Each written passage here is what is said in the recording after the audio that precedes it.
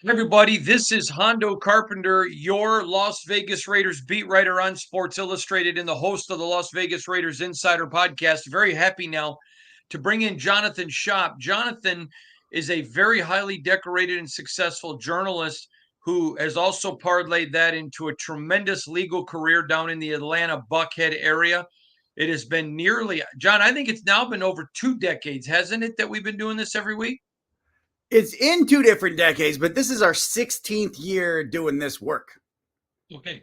So this is our 16th year doing this each and every week, and I love having Jonathan on.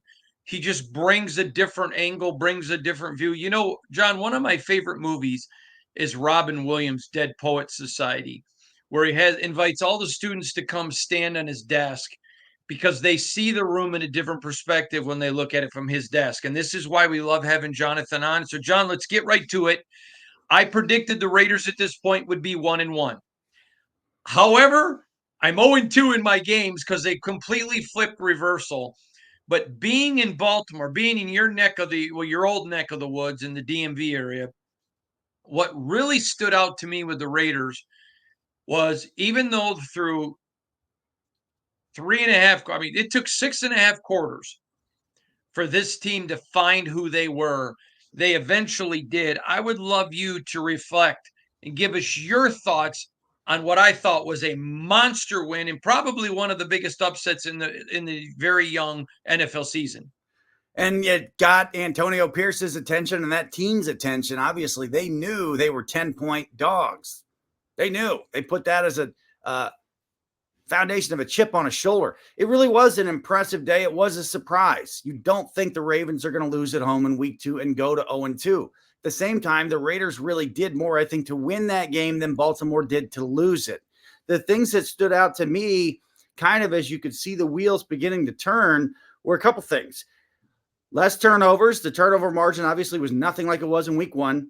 The lack of negative plays, not to sound just like Tom Brady, but this is his ball club now. Not a lot of negative plays. And when you contrast just looking at the stat sheet and you see the penalty yards, it's like, whoa, 94 yards more penalties for the Ravens. So the Raiders are hanging around there, have a chance. All of a sudden, a couple of timely plays are made. You see some confidence and some momentum, and all of a sudden they're in position to go ahead and steal one. And we obviously saw the emergence of a star. The whole league saw the emergence of a star. A lot of people saw that coming. Again, maybe the Raiders, small hat tip to the Falcons for screwing up the first round of the draft. Brock Bowers was not supposed to be there where the Raiders took him. This was just a preview, a peek at why the Raiders really didn't have much of a choice. You got a guy that can seriously change the field. If you heard all weekend and you saw that game, you saw a glimpse into the problem starter, the fire starter that is Brock Bowers. Hello, NFL. Bowers on the map. Now, the Raiders are at a specific point in their schedule where they need to take advantage. They need to make some hay. They know that. And Antonio Pierce, he said that. Obviously, everybody heard after the game talking about, we're coming home. We need you. Raiders are excited. They should be. They're right where they stand, 1-1. Exactly the opposite of how everybody saw it, probably most likely going. John, I want to come back in a minute and talk about Bowers, but I've got something that I don't know that I would say it's under my crawl, but it's something I would love your perspective on. I am not an excuse maker. When the Raiders lose, they lose. Um, I've said many times, only losers really point to the refs. You've just got to make it where a ref can't decide the game. Um, Raiders beat the Ravens. Now, you know this. I said I predicted a loss here. I'm not running from that. I also said a win would not surprise me because of the loss and the way they lost in the Chargers. They had a chip on their shoulder.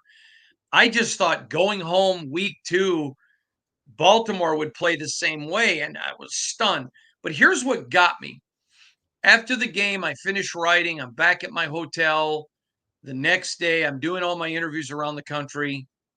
Nobody wanted to give the Raiders any credit. It was as if Baltimore lost and the Raiders didn't win. Well, the way I look at it is there isn't an asterisk by this in the Baltimore record. They're 0-2, The Raiders are 1-1. The Raiders won that football game, and it just to me is more blatant disrespect by the national media. I'd love your thoughts on this.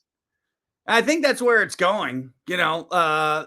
Sometimes people, sometimes, a lot of times, folks, one of the problems we're going to talk about is the overstuffed 1 o'clock slate. You can't watch more than 3 games at once. I mean, really seriously kind of watch them. It's hard to watch even 3. So a lot of people don't see much other than highlights.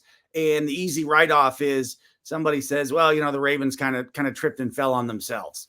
In reality, another thing that made a big difference, as you know, and you've talked about, the sacks that the Raiders got. That was a key part of that game that made a difference.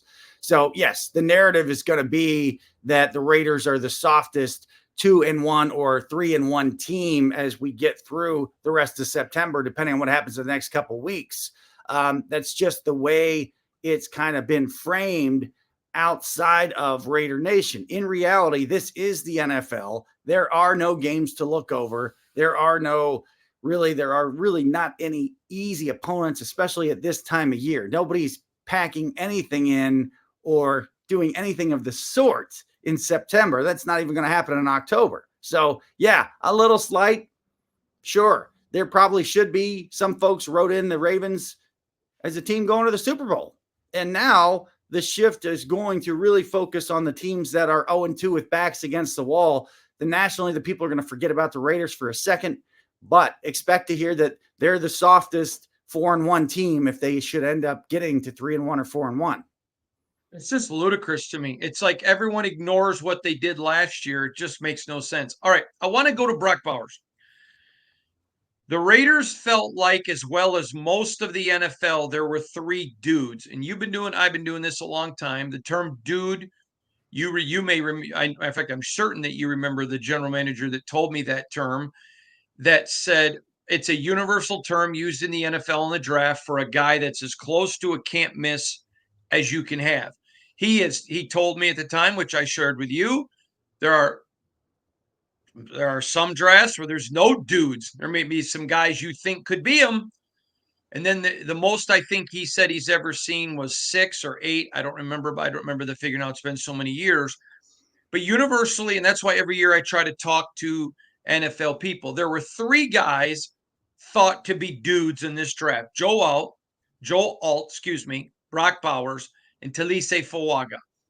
The Raiders had Alt and Bowers, 1A, 1B, and it didn't matter. They're both the number 1, and Talise Fawaga right there. And they would have been thrilled to get any of those 3.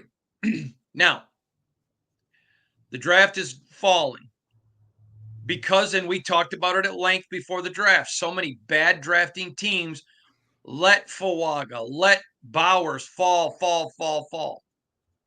The Raiders are there. Some people wanted to trade, but they're like, no, this is a dude.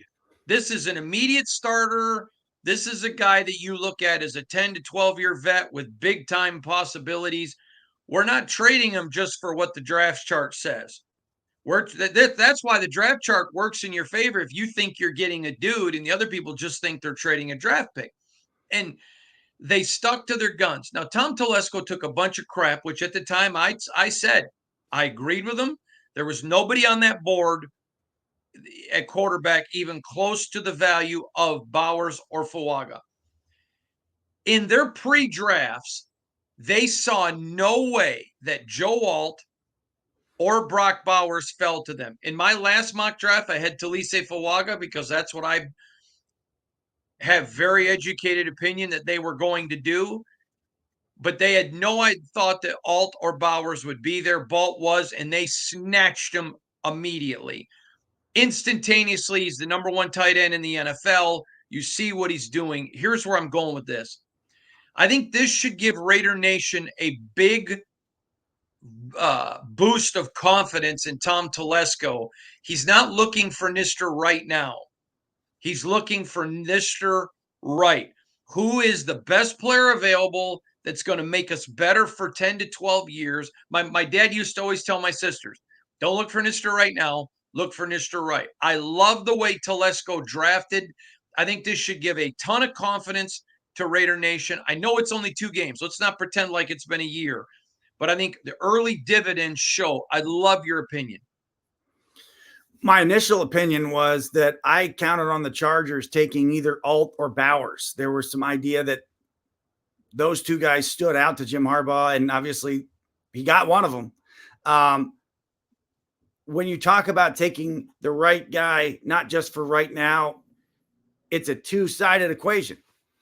The franchise is trying to do what's best for itself in the longer term, and they're asking the fans, hey, hold on another second, maybe. We're not going to get the flashy, shiny guy that may have a shorter shelf life. We're not going to get Michael Penix that's already 26 years old and injured, who may spur up really quickly and make a difference for us, but also be out of the sport in 3 years. That's an ask for fans. That is, it's a push and pull. It's a tug. We see the Washington franchise going through that right now. We see other teams going through that right now where they're like, man, we don't have very much, a lot of places. So we've got to think about, do we want something now to get excited about? And you see some teams do that. Or do we want to plant good seeds with them intending to grow and last a long time? It is only week 2, but we may be in week 12, and Brock Bowers may be looking like the absolute best pick in the draft and the gift that helped the Raiders really get the thing turned around, headed in the right direction. As obviously everybody sees the defense, they see the offense. We also know the mismatches. This division knows the problems that the tight end can create relative to mismatches more than any. And the Raiders are flipping the script. They're about to be on the good side of that starting, I don't know, maybe this week. Agree. All right, let's start going around the NFL, which we love to do on this show with you. Sirianni, let's just say Sirianni, see ya, part 1. Is this part 1? Was this part 1 of an exit? What in the world happened on Monday night? The Eagles won the game. The game is over. They won it, and then they somehow lost it. I'm going to reset the most replayed quote of Trent Dilfer's career when he was on ESPN, saying, he basically said, you can't lose games in the NFL and still win. And people got confused about that. They make fun of him. This is what he was talking about. What he was trying to say is, you can't lose games and still overall have a winning record or be a winner in the NFL. That's how thin the margin is. This was an incredible stumble. It didn't look good in the first quarter when they literally let points go. That's not a great idea in the NFL. The margin is just too thin. And what you saw here is 2 new coordinators that somehow found a way to compound themselves and spill the chili. They were Kevin in the office spilling the chili. It was ready to be delivered. The game was over. Very strange. When I'm watching it like, oh, this is interesting.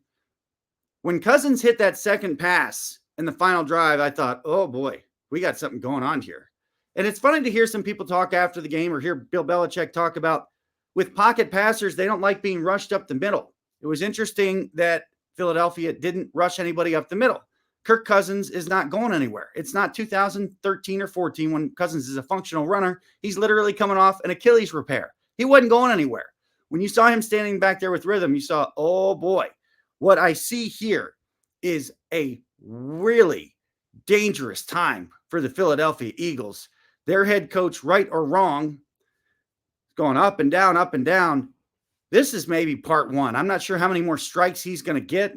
Jeffrey Lurie is not afraid to make bold decisions and bold plays. He gets some wrong, like choosing Carson Wentz over Doug Peterson. He gets some really, really right, like bringing Howie Roseman back. Look out, Philadelphia. Mayday. Mayday? It might be. John, you'll remember this years ago one of the things, and we talked about this a lot this draft season, was coaches who overthink. And one of the best coaches in NFL history said to me, this is not a game of rocket science. And people overthink in the wrong situations. And to me, when I watch Sirianni, now let me just say something in full disclosure. I have some very good friends that are very close to him, and they like him and they respect him. This isn't us saying he's a bad guy, but he overthinks things, and it cost him a win And Raheem Morris, who I think is an underrated coach, doesn't. He just plays football. He lets his guys play football. And I think you saw Sirianni incredibly outcoached. Would you agree with that analysis? And really, and here's the other end of it. People are talking about the Eagles losing and not giving the Atlanta respect that Atlanta beat them. Yeah, they did. And some of us saw the Eagles blowing the Falcons out. The saying I like to have is don't overthink a no brainer. That requires a couple of things. It sounds very simple. Great. You got to be able to identify a no brainer. And sometimes we see football coaches, especially at the NFL level, they really do overthink it. You got new coordinators there, same guy at the top, confusion. I really surprised what happened there in the last 90 seconds or so. They literally, the game was over and they completely lost it. And then to Cousins' credit, he absolutely sliced them for yet another comeback win. Pretty impressive. One note on the Cousins thing, because we see Miami needs a quarterback. Well, I don't know if Cousins would fit there, and Green Bay's quarterback's hurt. Well, maybe not that bad. Well, as this Cousins story plays out from literally now to the end of his career in Atlanta, keep in mind that he has a no trade clause, which I understand to basically mean this. He gets to control if and when or where he goes. If he chooses to go anywhere, if there's an opportunity to go anywhere, that should actually limit the chatter about Cousins because it's such a superior position that he has. There may not be much chatter until it's time to go, if there ever is time to go, because of that clause he's got. 100% agree with you. And I've laughed a couple of times that people aren't thinking about that one. All right, let's go. Adios to the chain gang. I want to talk about this for a minute. So we had a very scary moment in Baltimore on Sunday. It was down towards, and some press boxes kind of put the press in the corner, which is what they do in Baltimore. And the chain guy, almost right in front of us, collapses. I mean, they're doing CPR on the sidelines. It was very tense moment. And I'm up in the press box. And then you saw another repeat of it over the weekend. I mean, over the NFL weekend with another chain gang incident. At some point, do you see the chain gang going away and it becoming digital? What are your thoughts, John? Yeah, this is a turning point. We saw the scene in Baltimore was bad enough that, it's amazing that broadcast sometimes has discipline. Of all the lack of discipline in broadcasting in America, when it comes to something like this, it's not on the camera. Or it comes to somebody, running on the field, streaking, it's not on. This is a bad scene in Baltimore. Fantastic response. It appears like the medical response was great. And then on Sunday night, we saw a chain gang guy backing up, fall over, smack the back of his head right in the center, stops that game. Maybe a little too much camera coverage on him. The NFL needs to take this as a sign. It's time to get rid of the chain gang at the NFL level. It's dangerous. We don't need older/elderly folks out there. There's too many people on the sideline. It's time to get something digital. It's time to get something robotic. I hope the NFL takes this as the absolute turning point. It's time to get rid of the chain gang. There's nothing but positive that can happen by 2 to 4 more humans being removed from that sideline. It's arguably too bad, but I think this is definitely time. And unfortunately, what we saw Saturday or Sunday should have been the absolute turning point for that move. All right, now I'm curious because I'm in the press box watching it live. Did they show the guy in Baltimore? Did they show the CPR, any of that? None of it. No. They talked about it being very serious, and they showed players' faces. But again, it's amazing. The broadcast. You know what I thought was cool? Up. Now that the man's alive, I didn't want to say it at the time because I don't think it would have been appropriate. You want to know what was really cool? Is watching Ravens and Raiders players and coaches took a knee, just the reverence for the game. These are men who understand coaches, players, the testosterone, the work. And yeah, the chain gang guy isn't one of them, but he's part of the game. And it was very concerning. And I knew how serious it was when you first started seeing Ravens taking knees. And then all of a sudden you started to see Raiders and you saw team personnel. I really thought the respect shown was really, really cool. All right, let's flip the switch now. 1 o'clock starts. They're just too many of them. I don't understand why the NFL isn't spacing it out. I understand the East Coast, I mean, the West Coast games are 1 o'clock locals, but let's talk about that in the 70-man roster, please. They all should be 1 o'clock local, as we said here, except the night Yep. games, except Thursday, Sunday night, Monday night, any other nights. They all should be 1 o'clock local. This is going to help broadcasters because, and everybody, you want to set the deck. No brainer. You're already the most popular form of entertainment in the country. It should be a 3-second question. What time does our game on Sunday? It's always 1 o'clock. This sport should be, or this league is a little criticized for being overly East Coast biased. I think this is a point where you're making it. It's kind of an advantage. The East Coast teams get to play at 1 o'clock. The Central and Mountain times, they don't. Why not just take it easy? Why not just make it easy? Make all the games 1 o'clock local time. What would that have meant? Sometimes it means a lot. Sometimes it doesn't. This past week, you would have been talking about 4 different games that started later. That spreads out the endings, so all of the fans can enjoy more of the endings. You could make an argument that there may be a little lighter audience on the start of a game. That's not as big a deal as seeing the ends. You can't watch 10 endings at one time. It feels like a little bit of a dig, and you're kind of ripping people off that are paying for the Sunday ticket and wanting to watch all these games. I also feel like the folks in the Central time zone, the Mountain time zone, I don't know how they feel about getting up a little bit earlier to get to their NFL game. It's a very different experience, especially depending on your count and travel time and whatnot. It just seems like this past Sunday was another example of that move that needs to be made. The NFL already owns Sunday. They can own even more of it if they do that. And the roster sizes, they've obviously got to go to 70. So I'm looking at the players and saying, you guys want to advance things a little further? Let's get the roster size up to 70, get the kickoffs all 1 o'clock local. Why are we talking about the roster size? Because we still are talking about him watching the New York Football Giants trip and stumble through this year. This past week, place kicker injured, can't kick. Where's their backup kicker? Who's got a backup kicker with a game day roster of 53? Not many, and not the Giants. So when you're talking about ideal roster size, somewhere between 65 and 70, this guy right here, like 70, one of those would be an all-purpose extra kicker. This is the most popular form of entertainment in the country. Why are we being cinchy? Why are we skimping on the supplies and resources needed to put out the best product? No need to. 1 o'clock local kicks, roster size of 70. You don't have the situation that you had with the Giants on Sunday in a field goal festival where it just looks ridiculous. It's like, how do you not have that supply for this wonderful picnic, for this wonderful Sunday brunch that is an NFL game? You didn't even bring an extra, or you couldn't bring an extra kicker? Seems ridiculous. So, John, as you know, I've talked to a lot of players who keep talking about if they're going to go to 18 games, they want a bigger roster. I had an interesting conversation with a player on Saturday and who had watched us talk about this. And he actually brought up our podcast to me. And he talked about, I don't want the roster bigger if they don't raise the percentage of the salary cap.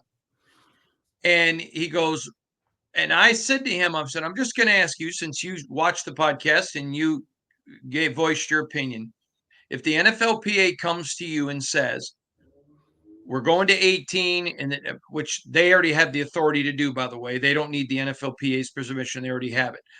But in the next CPA, if they come to you and they're at 18 games, what are you demanding as a player? He goes, I want more of the pie, which I don't think the owners are going to give up, and I want a bigger roster. He says, if not, I'm willing to strike. He goes, to go back to 16. That surprised me. And he said to me, he goes, I don't have a lot of time left. He said, but I got to do this for the young bucks coming up. I thought that was a really, I mentioned this on this podcast to you before. I am a little shocked, in a good way, by the way, at how NFL, I'm trying to get the right word, John, how NFL players are thinking about this CBA. I think it may be, you know, the rule of unintended consequences. I think by doing a 10-year CBA during COVID, it's maybe drawn it out a little bit more where players are thinking more long-term about the next generation, just not me. because they're thinking about what's going to happen to the next group because there's unity, there's continuity. What are your thoughts on what he said? Well, it's a better product with a bigger roster.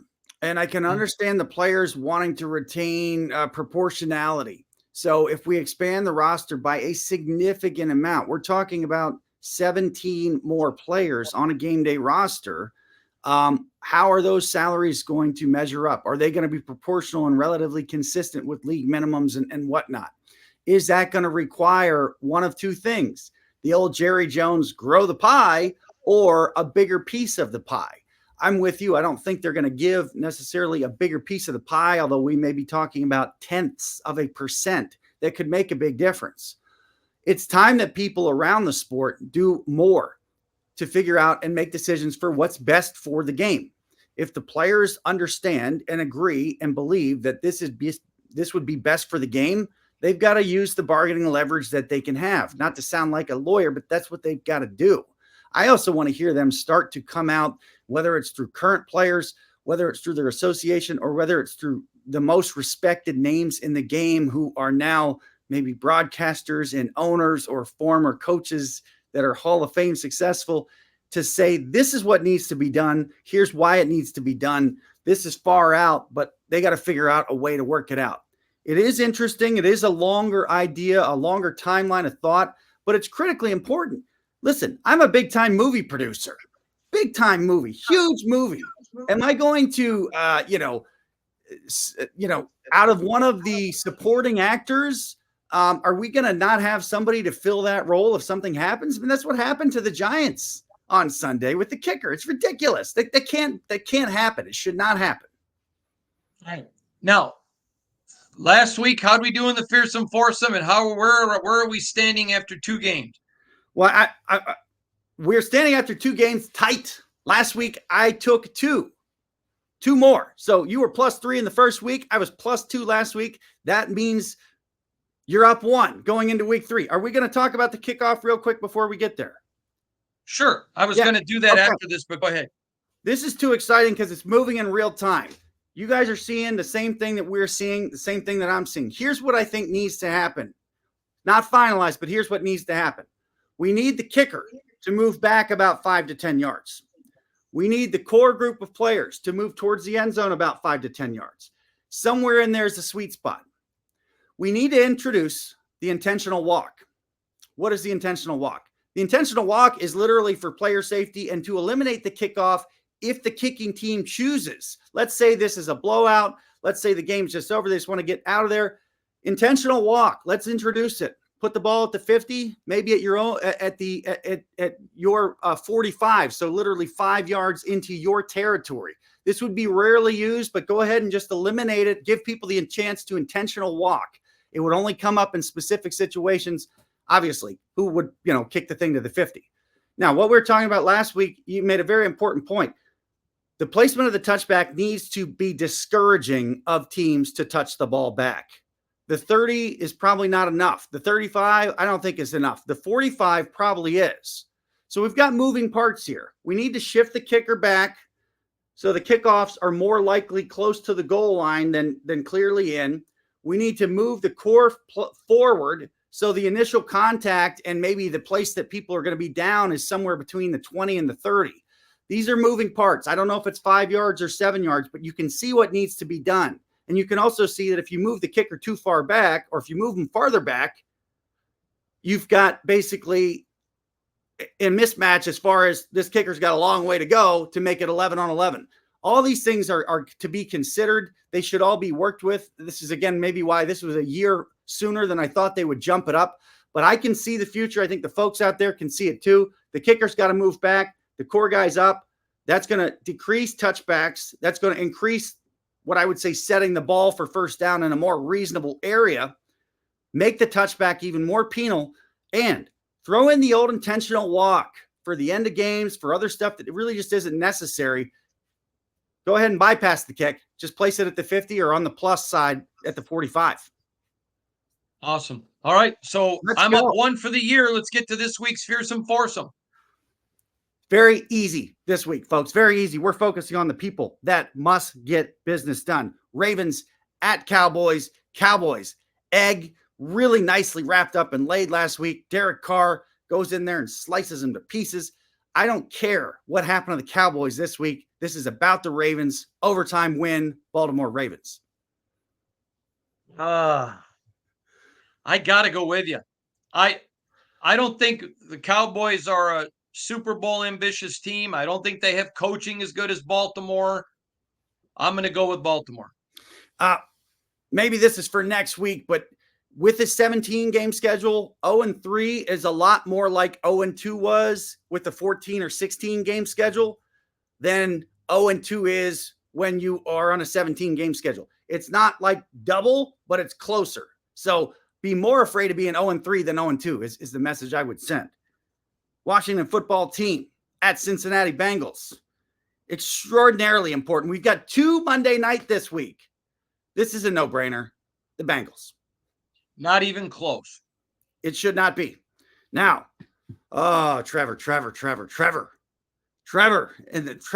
Come on, Trevor. What happened to the Jaguars last week? Now look at the problems they have. They got to go into Buffalo. This is nearly a must-win for the Jaguars. I am going with the Parcells rule here. The team that can afford to lose the least is the team to pick to win in the NFL. The Jaguars cannot afford this loss. The Bills can. Going with the Parcells rule. Jacksonville with a big one. I'm going with the Bills. Just at home. Listen, I've been there. That is such a difficult place to play. That is such an I tell everybody, you got to go to Buffalo at least once for a road game. It's a pretty great spot. I'm going to ride with the Bills. I want the Jags to win. I love Trevor, but I'm going with the Bills. Let's talk about some bitterness. Let's talk chippy. Ooh. Let's talk knocking out one of your chief rivalries. Can the 49ers KO the 2024 Los Angeles Rams? The Rams, we talked about it being a new era with no Aaron Donald. Now they have serious injury problems. The 49ers are coming in. They know they can knock them out and knock them out for the year.